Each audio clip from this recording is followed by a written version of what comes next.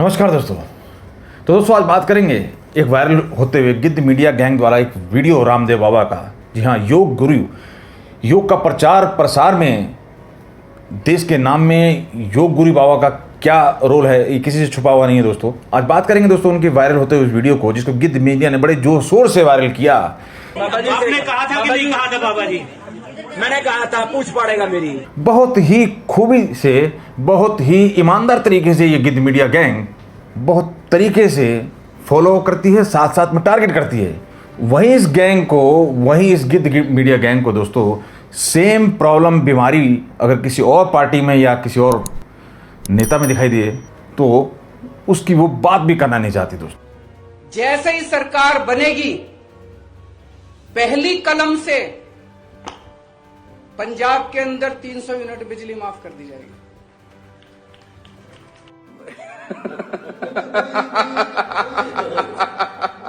बयान जिसके ऊपर इन्होंने बहुत रोटियां सेकने की कोशिश की, क्योंकि पता है आपको दोस्तों, यूट्यूबर टाइप जो गिद्ध मीडिया है, हमारे जैसे बहुत हैं जो पार्ट टाइम काम करते हैं, बहुतों की रोजी रोटी दोस्तों इसी के ऊपर चल रही है, तो उन्हें कोई मौका जाता नहीं।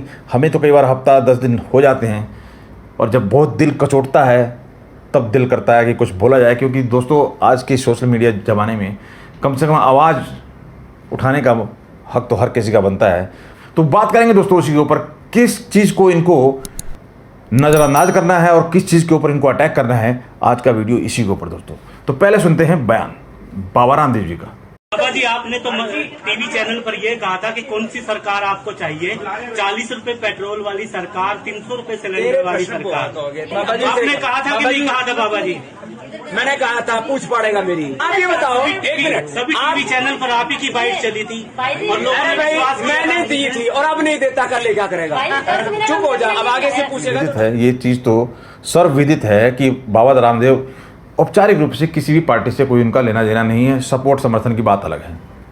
अब योग गुरु बाबा ने जब थोड़ा सा अपने स्टाइल में बोला कि भाई कहा था मैंने, मेरी पूछ पड़ेगा, तुम कर ले जो करता, अब फालतू बोलने की जरूरत नहीं है, उसको लेके इस तरीके से बवाल किया दोस्तों। अब देखिए, अब ये चीज़ें जिससे ना कोई लेना देना, ना राजनीति पार्टी है, बाबा रामदेव किसी का लेना देना नहीं है, और किसी तरीके से उन्होंने जो भी बातें कही थी वो एक किसी की राय हो सकती है, और वो राय थी, कोई मैनिफेस्टो का हिस्सा तो वो था नहीं।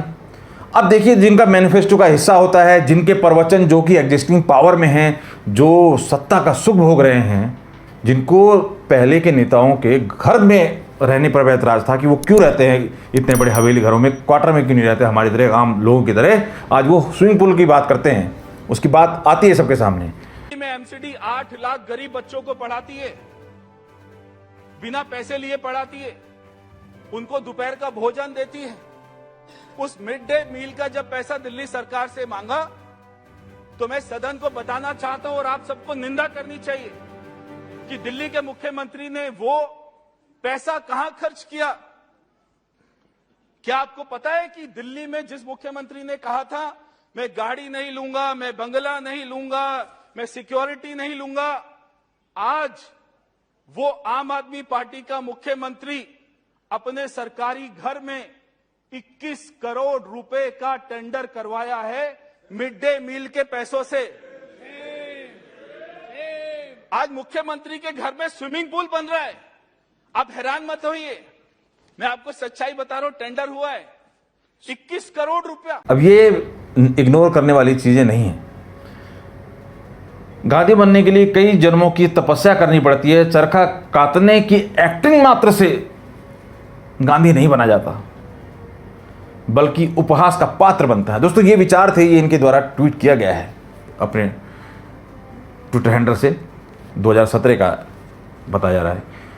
तो जो पावर में है, जो सत्ता का सुख भोग रहा है, जो सारी चीज़ों को गिनवाता था, जब आंदोलन किया गया बीजेपी कार्यकर्ता था, तो इन्होंने किस तरीके से बताया, जबकि ये पार्टी आंदोलन से उठी हुई पार्टी, क्या क्या बवाल किए हैं। आज भी आए दिन कहीं ना कहीं वाटर टैंक और इस तरीके की वीडियो इनकी आती रहती है, कहाँ कहाँ धरना, सारी चीज़ें करते हैं। लेकिन इनके ऊपर वो बात जान के ऊपर हमला हो गया, और जब पता चला कि साहब तो घर पे थे ही नहीं, तो बच्चे डर गए, तो बूढ़े बड़े डर गए, तो ये तो वो, एक झूठ छुपाने के लिए झूठ के ऊपर झूठ बोलना तो कोई इनसे सीखे। ये इनके लिए मुद्दा नहीं है, रामदेव मुद्दा है दोस्तों। आगे बढ़ते हैं दोस्तों। अब देखिए, महंगाई के ऊपर बातें करते हैं दोस्तों, महंगाई के ऊपर बातें करते हैं, लेकिन बातें करने वाले महंगाई, जब कोई बात करता है महंगाई की, तो आदमी, हर कोई आम आदमी सोचने को मजबूर हो जाता है कि यार ये सरकार बात तो कर रही है महंगाई की, और इनके विचार क्या थे महंगाई के जब इनके टाइम में था। तो जब इनके विचार देखने जाते हैं और ये सुनने को मिलता है। आप क्या कहना चाह रहे हैं कि आप इतने गरीब हैं कि आप 900 रुपये नहीं दे सकते सिलेंडर के लिए? हम गरीबों के लिए है वो। आप क्या कहना चाह रहे हैं कि एलपीजी आम गरीब इस्तेमाल करता है?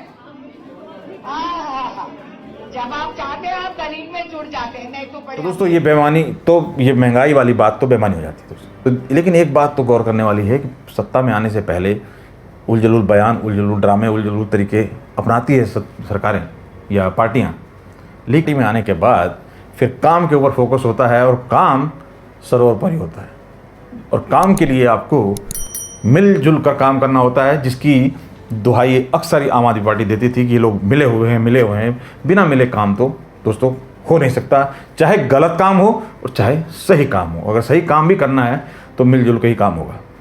देखिए, भ्रष्टाचार की जब बात की जाती थी इनके द्वारा, तो भ्रष्टाचार की बात तो की जाती थी कि नेता चोर हैं, ये घपला हो रहा है, वो घपला हो रहा है, सारा के सारा पैसा यहाँ नेताओं के पास जा रहा है, वो उसको हम बंद करेंगे नलके को।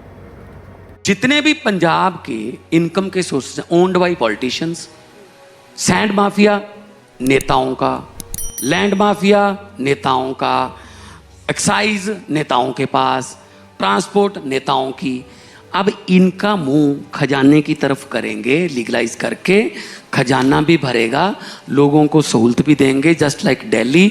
और जब बात इंप्लीमेंट करने की हो रही है या चीजें 10 दिन में खत्म करने की हो रही है, क्या हो रही है? पंजाब में कोई पैसे मांगता है, कहते हैं भगवंत मान आ जाएगा। गुजरात में पैसे मांगते हैं क्या? रिश्वत चलती है? बताओ, इन्होंने 10 दिन में खत्म कर दिया। 16 दिन में पंजाब से भ्रष्टाचार खत्म हो गया। अरे भैया, बात करते हो नेताओं की और आ जाते हो आम आदमी के ऊपर ही।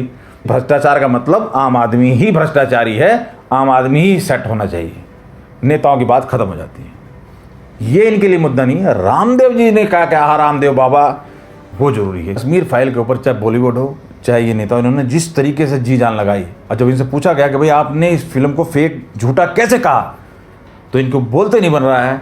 फिल्म झूठी नहीं है, इनका प्रचार झूठा है, इनका पोस्टर झूठा है, इनकी कमाई है, ये है, ढिमकाना है, फलाना है, उल जलूल बातें। लेकिन जो सच्चाई है वो सामने आ जाती है। सुन लीजिए अक्षय कुमार का एक बयान, जो जनता जिसको सराखों में बैठाती है वो उसको कोई नहीं रोक सकता। विवेक जी ने कश्मीर फाइल्स बनाकर हमारे देश के एक बहुत बड़े दर्दनाक सच को सामने रखा है। ये फिल्म एक ऐसी वेव बन के आई जिसने हम सबको झंझोर कर दिया है।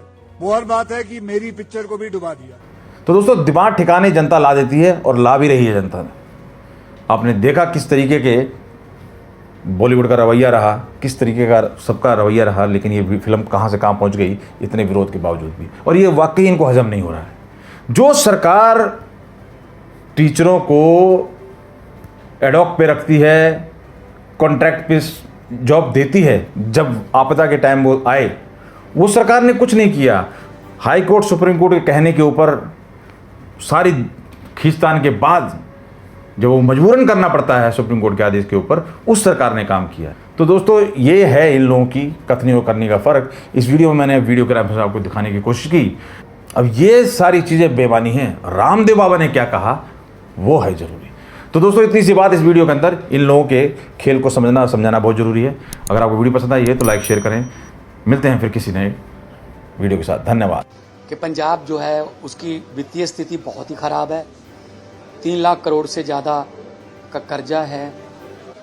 तो मैंने मांग की है उनसे कि 50,000 करोड़ पर ईयर कम से कम 2 साल के लिए अगर हमें एक पैकेज मिल जाए पंजाब के लिए, तो तब तक हम अपने खजाने को, अपनी वित्तीय स्थिति को संभाल